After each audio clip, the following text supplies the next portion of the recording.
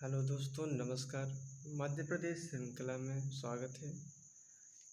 हम MPPSC pre 2021 के प्रश्नों की श्रृंखला में आज का हमारा दूसरा लेक्चर है।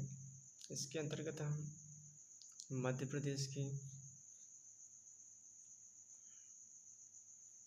आए हुए प्रश्नों पर चर्चा करेंगे। इसमें सभी स्ट्रेटजी के साथ हम बात करेंगे। इसके अंतर्गत हम देखेंगे कि आयोग के द्वारा कौन कौन से प्रश्न पूछे गए हैं। इन सभी का अध्ययन हम आज की वीडियो में कवर करने वाले हैं। देखेंगे कि 2021 प्री में कितने प्रश्न और कैसे कैसे प्रश्न बने हुए हैं। तो इस वीडियो में हम पहला प्रश्न लेते हैं कि मध्य प्रदेश का वह जिला जिसमें लिंग अनुपात सबसे कम देखा गया है। सबसे कम लिंग अनुपात देखा गया है कि भिंड जिला में है। सेकंड प्रश्न में कि मध्य प्रदेश कितने कृषि जलवायु क्षेत्र में विभाजित किया गया है। तो मध्य प्रदेश की कृषि जलवायु क्षेत्र जो कि 11 कृषि जलवायु क्षेत्र में विभाजित किया गया है। तीसरा प्रश्न है कि किस वर्ष में भारत हैवी इलेक्ट्रिकल लिमिटेड, इसे भेल के नाम से जाना जाता है, इसे महारत्न उद्यम का दर्जा कब मिला गया है। तो इसे महारत्न की दर्जा 2013 में दिया गया है।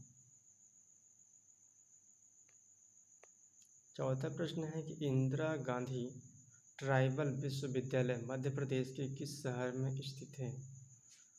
इंदिरा गांधी ट्राइबल विश्वविद्यालय मध्य प्रदेश के अमरकंटक ट्राइबल विश्वविद्यालय स्थित है। नेक्स्ट प्रश्न है पांचवा कि Hindustan copper limited copper project Madhya Pradesh के निम्नलिखित शहरों में से किस शहर में इस शहर को कॉपर सिटी के नाम से भी जाना जाता है। इसे हम मलजखंड के नाम से जाना जाता है। नेक्स्ट प्रश्न है निम्नलिखित में से किस जिले में बैगा विकास अभिकरण नहीं है। ये बहुत ही प्रश्न फेमस है और इसमें आयोग के द्वारा जो प्रश्न पूछा गया था तो बहुत ही ज़्यादा कन्फ्यूजन वाले प्रश्न पूछा गया था। फिर भी यहाँ से आंसर राइट हमने किया था। इस प्रश्न का राइट आंसर है रायसेन। बैगा विकास अभिकरण नहीं है। इसमें से 3 तो है, मंडला है, शहडोल है, बालाघाट है, लेकिन सी वाले आंसर हो जाएगा ये रायसेन में नहीं है। अभिकरण का अर्थ यही है कि इनका क्षेत्र निवास अधिकतर कहाँ है। ये मंडला है, शहडोल, बालाघाट।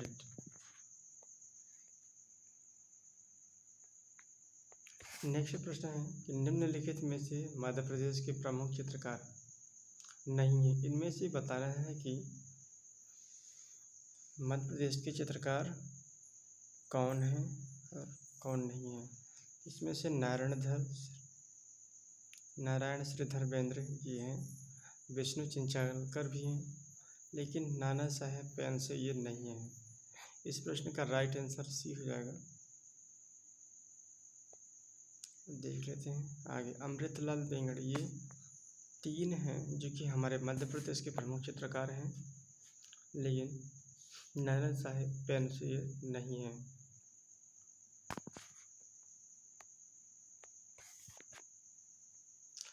किस तीर्थ स्थल को हम प्राचीन नाम मानधाता के नाम से जाना जाता है।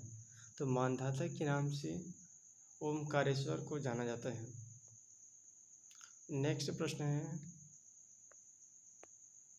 तुर्रा कलगी लोकनाट के क्षेत्र से प्रसिद्ध है। ये प्रश्न थोड़ी घुमावदार लिया गया है, लेकिन बहुत ही ज़्यादा सिंपल प्रश्न है। यह हमारे निवाड़ क्षेत्र से यह लोकनाट्य प्रचलित है।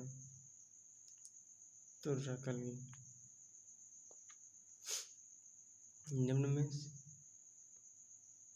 निम्न में से कौन सा अभिलेख विश्व के प्रथम विज्ञापन के तौर पर जाना जाता है? तो इसे हम दसपुर अभिलेख के नाम से जाना जाता है। ये हमारे मध्य प्रदेश का इतिहास देखा गया है यहाँ से।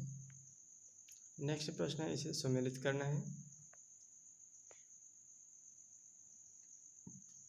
एक तरफ तो राष्ट्रीय राजमार्ग है, एक तरफ गुजरते हैं इन मार्गों से।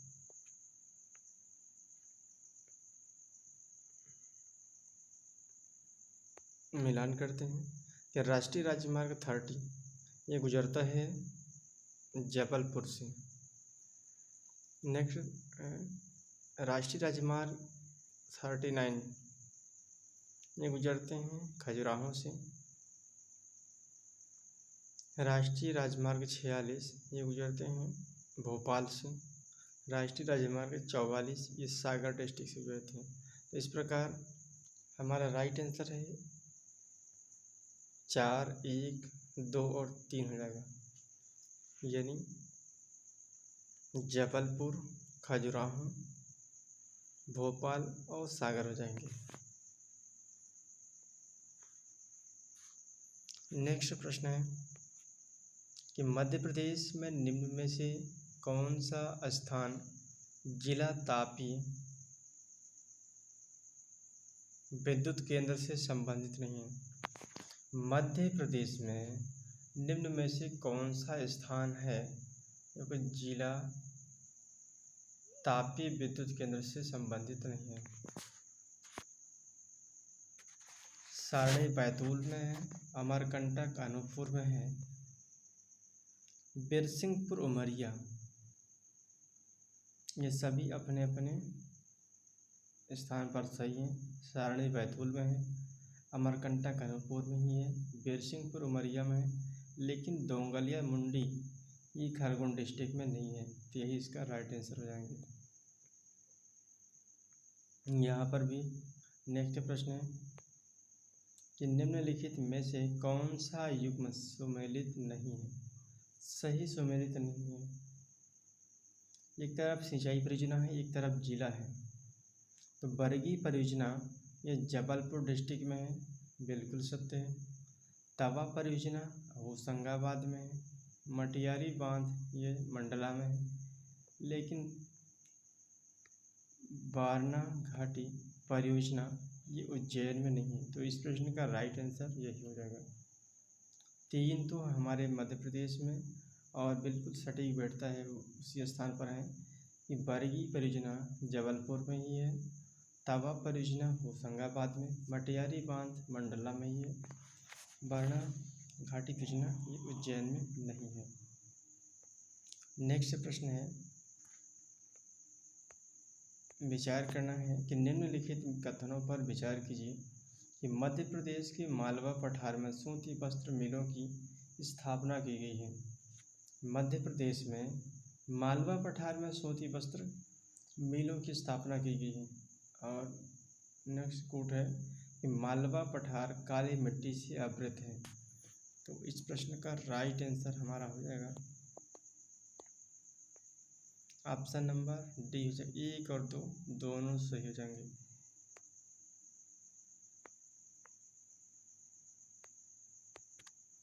दोनों सही हो जाएंगे, ऑप्शन नंबर डी। नेक्स्ट प्रश्न है कि मध्य प्रदेश के निम्नांकित मुख्यमंत्रियों में से कौन अपने कार्यकाल के दौरान मध्य प्रदेश विधानसभा में सदन के नेता नहीं रहे हैं? इसमें से ऐसे मुख्यमंत्री जो कि विधानसभा में सदस्य के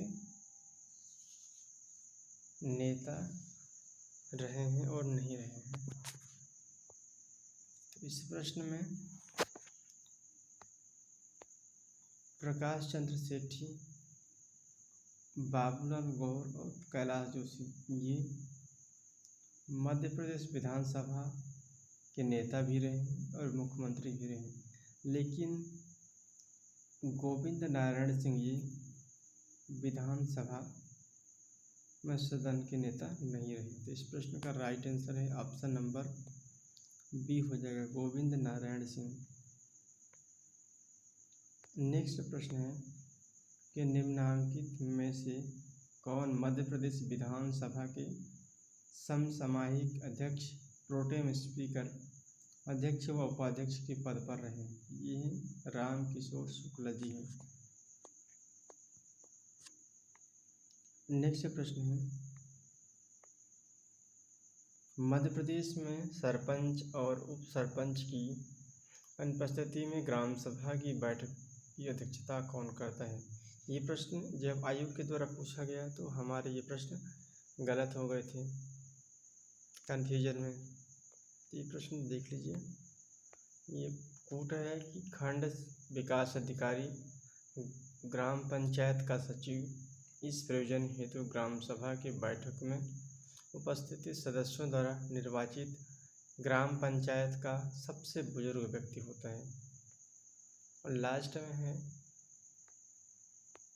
कि इस प्रयोजन हेतु ग्राम सभा की बैठक में उपस्थित सदस्यों द्वारा निर्वाचित संबंधित ग्राम पंचायत का पंच होता है। यह बिल्कुल सही है। इसमें कहा गया है कि ग्राम स्तर पर दो की चुनाव होती है, एक तो सरपंच की और एक पंच की। तो यदि ग्राम सभा के अंतर्गत कोई ग्राम सभा की बैठक होती है और उनमें सरपंच की अनुपस्थिति होती है, सरपंच वहाँ उपस्थित नहीं होता है, लेकिन उस प्रक्रिया को, कार्यभार को संभालने का कार्य पंच को दिया जाता है। तो इस प्रकार इस प्रश्न का राइट आंसर हमारा हो जाएगा कि ग्राम सभा की बैठकों में उपस्थित सदस्यों द्वारा निर्वाचित संबंधित ग्राम पंचायत का पंच को ये जिम्मेदारी दी जाती है।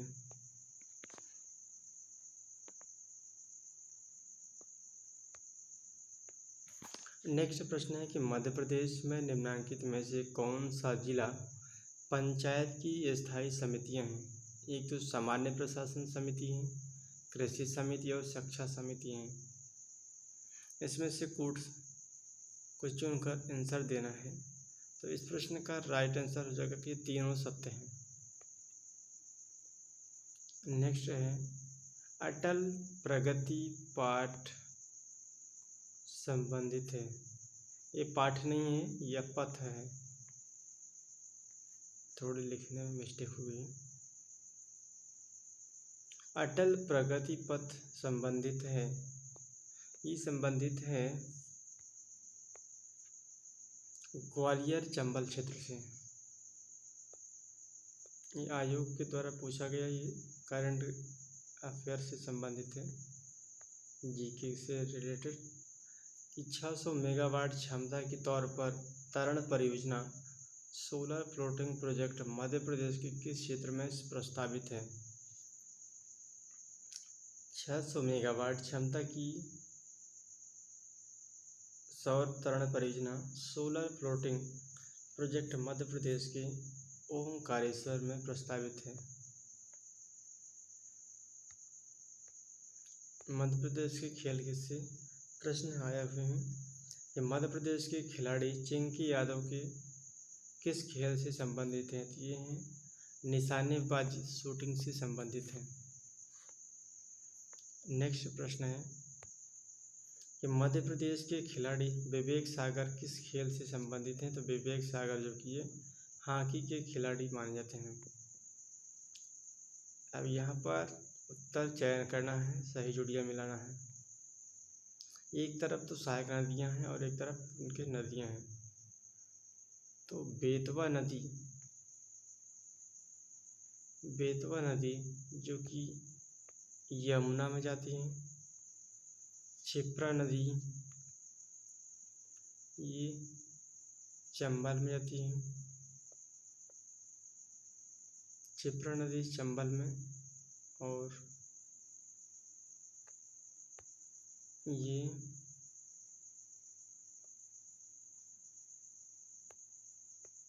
बैनगंगा गोदावरी में, तावा नदी जो कि नर्मदा में। तो इस प्रकार बेतवा नदी यमुना में, क्षिप्रा नदी चंबल में और बैनगंगा गोदावरी में, तावा नदी नर्मदा में। इस प्रकार राइट आंसर हो जाएगा 2, 1, 4 और 3 हो जाएंगे।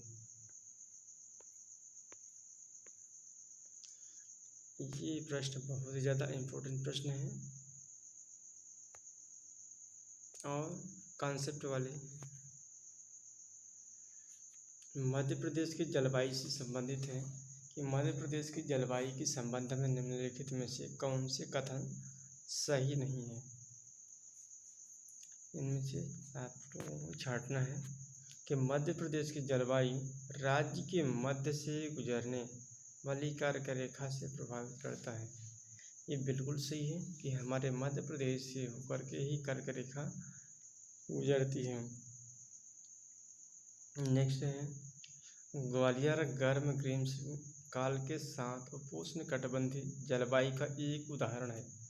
बिल्कुल सत्य है। मध्य प्रदेश में अरब सागर की शाखा और बंगाल की खाड़ी की शाखा दोनों से वर्षा होती है। ये तीनों फैक्ट बिल्कुल सत्य है।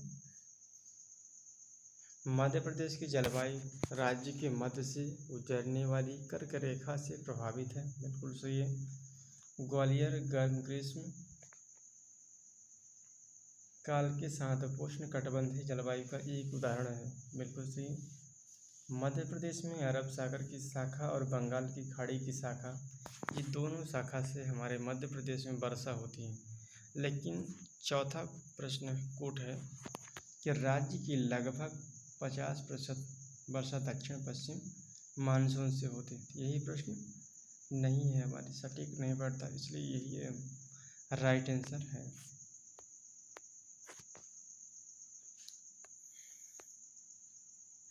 मध्य प्रदेश के किस जिले से कर्क रेखा नहीं गुजरती? तो ये 3 जिलों से तो गुजरती है। एक तो विदिशा है, भोपाल है और उज्जैन है, लेकिन इंदौर जो है इससे नहीं गुजरती है।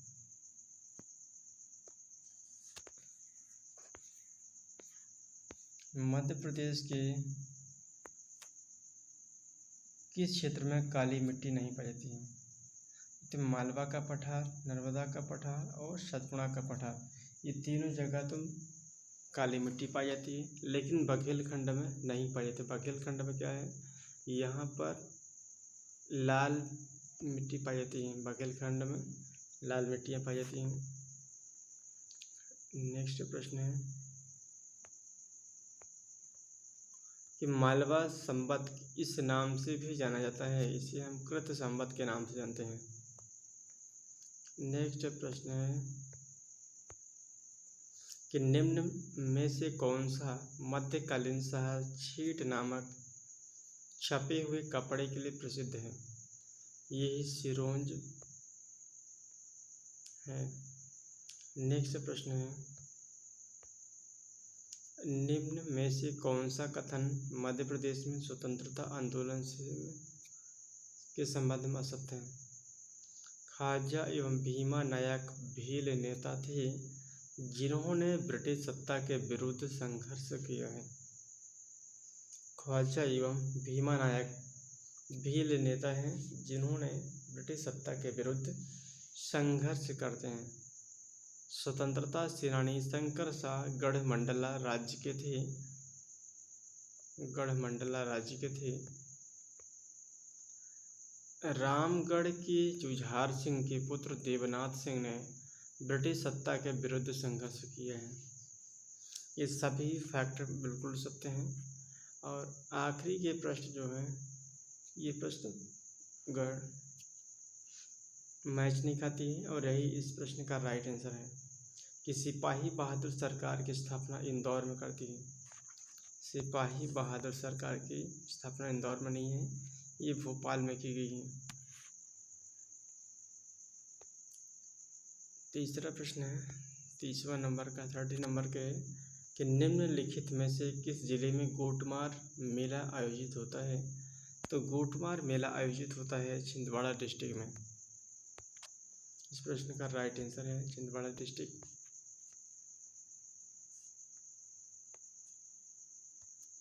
निम्न में से कौन सा युग्म सुमेलित नहीं है? हरिशंकर परसाई हंसते हैं रोते हैं रानी नागफनी की कहानी। ये बिल्कुल सही है, इन्हीं की रचना है। गजानन माधव मुक्ति भूत, चांद का मुंह टेढ़ा, काठ का सपना, ये भी इनका सही है। केशवदास की रचना है रसिकप्रिया कविप्रिया, बिल्कुल सही। लेकिन भवानी प्रसाद की रचना गीत फरोज सतपुड़ा के घने जंगल हिम तरंगणी, ये नहीं है। यही इस प्रश्न का राइट आंसर हो जाएगा। इसमें यही पूछा है कि कौन सा युग्म सुमेलित नहीं है, नहीं इसका राइट आंसर जाएगा। नेक्स्ट प्रश्न है कि विमुक्त जाति दिवस मध्य प्रदेश के किस दिनांक को मनाया जाता है? 31 अगस्त को मनाया जाता है। नेक्स्ट है कि श्री राम सहाय पांडे किस लोक नृत्य कला से संबंधित है? तो श्री राम पांडे यह राय नृत्य से संबंधित है।